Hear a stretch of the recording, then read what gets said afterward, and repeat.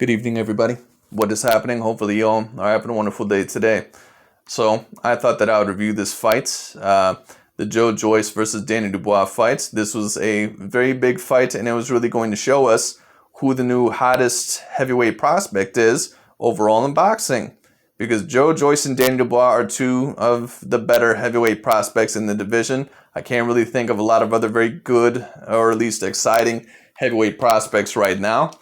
So, it is what it is. But anyway, I have to congratulate Joyce. Joyce ended up winning the fight. He ended up winning by stoppage. Danny Dubois did not seem to want to get up because of his left eye. Now, I'm not sure overall if he felt like maybe he had broken his orbital eye bone, or maybe he was just not comfortable with the fact that he probably could not see out of that left eye because it looked completely shut.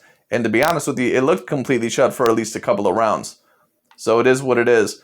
And I did predict Joyce to win the fight. That was in my prediction video.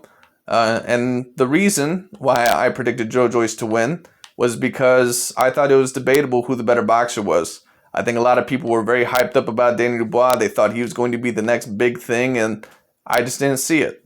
It's not that I hate Danny Dubois. It's not that I don't like him or anything like that. But, you know, when I seen him in one of his fights against a gentleman overall, I can't remember his name, but he was a black gentleman with, I believe, an orange beard. I could be wrong about that, but some of you guys know what I'm talking about. Not only did I see Danny Dubois get hurt a couple of times in that fight, but Danny Dubois just took way too many punches for my liking. And the thing that I noticed about him is the same thing that I noticed about Paulo Costa in some of his fights, and the reason why I picked Israel Adesanya to beat Paulo Costa. Now, of course, two different sports, but these are the similarities. Danny Dubois does not avoid a jab very well. He does not avoid punches very well. His head's a little bit too far down the center line, and his defense is really not good. Also, he gets a little bit too wild and crazy sometimes with his combinations, which in turn causes him to get hit. And he does not have an A-class chin. I'm not saying necessarily he has a bad chin. He was never necessarily dropped in the fight before he took a knee because of the eye. But when it came down to it overall, I have seen Danny Dubois hurt before, and not against a very good fighter. So it is, or not against a very powerful fighter. Not against a very good fighter, also not against a very powerful fighter. So it is what it is, or at least not an A-class puncher. So it is what it is. And I also told people this: Danny Dubois nor Joyce, none of them are an A-class puncher, or neither of them are an A-class puncher. They have B-class power. The two for sure A-class punchers in the heavyweight division are Deontay Wilder and Anthony Joshua. That's it. Besides them, maybe Luis Ortiz, maybe you could count him as an A-class puncher.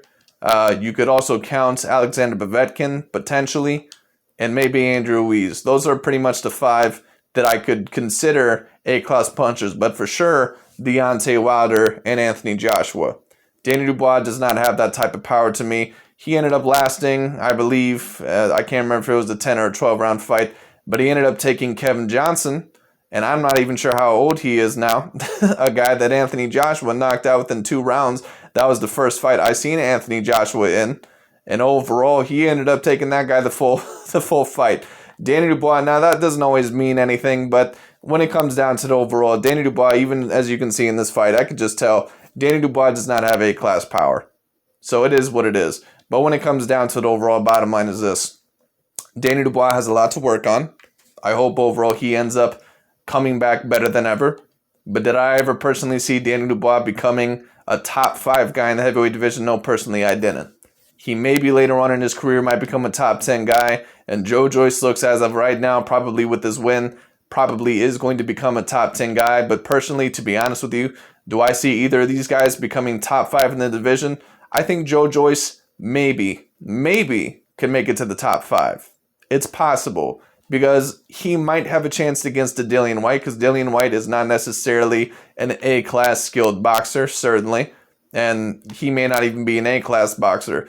People like Joseph Parker, Dillian Whyte, Luis Ortiz, Alexander Povetkin, I'm not really sure if those are A-class boxers. Those are more B-class fighters. Andrew Ruiz, even, I'm not even sure if he's an A-class fighter. Maybe just because he defeated Anthony Joshua that one time.